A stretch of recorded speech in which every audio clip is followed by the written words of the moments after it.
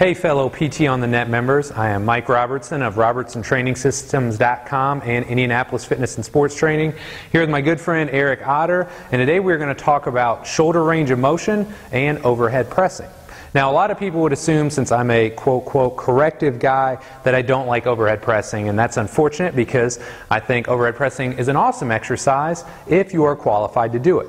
Now, you're probably wondering, hey, well, how do I know if my clients should or should not be overhead pressing? And I'm going to show you a couple ways that you can look at that and a couple ways you can evaluate your clients to see if they're ready for this or not. So the first thing I'm going to have Eric do here is just give you guys a profile. And if somebody wants to overhead press effectively, they need about 180 degrees of shoulder flexion.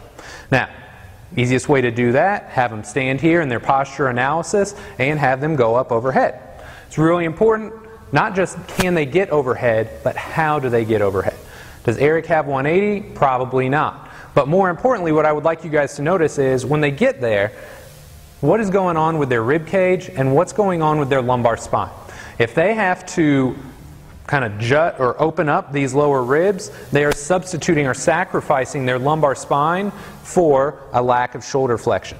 You can also see here too, he's substituting with lumbar spine extension to try and get that overhead range that he doesn't quite have. So this is one of the simplest things you guys can look at. If they cannot get there with 180 degrees of shoulder flexion, keeping the ribs down and the back in a neutral position, that's warning sign number one that they're not ready.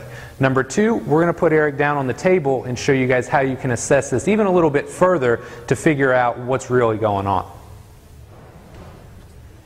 Okay, so after you've assessed your client's overhead range of motion in a standing position, a lot of times we like to throw them down on the table as well. And this will help us really kind of root out what the issue is and if they have a true shoulder mobility problem, and if they do, what we need to do to address it.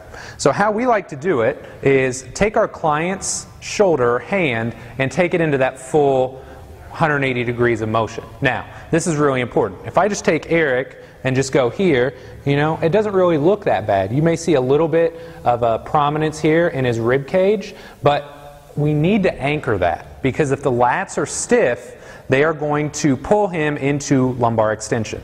So what we do, and I apologize, this isn't the perfect camera angle, but I'm going to take the palm of my hand here, put it on Eric's rib cage, draw it down and anchor it, and then from this position, I am going to take him as far as I can until I meet some resistance.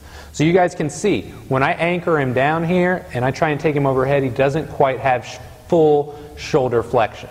So I need to know this, because if I have this guy overhead pressing day one, chances are, you know, sooner than later I'm going to get him into some trouble. So I may put him on some very specific mobility work, some specific correctives in his warm-up, and even in his training program to help root out, get that lat length a little bit better, try and get his anterior core a little bit more stable so that down the line I can have Eric safely overhead pressing. So I hope this helps you guys out. Eric, I appreciate you helping me out, and if you guys have any questions, feel free, let me know. I'd be happy to help you out, and take care.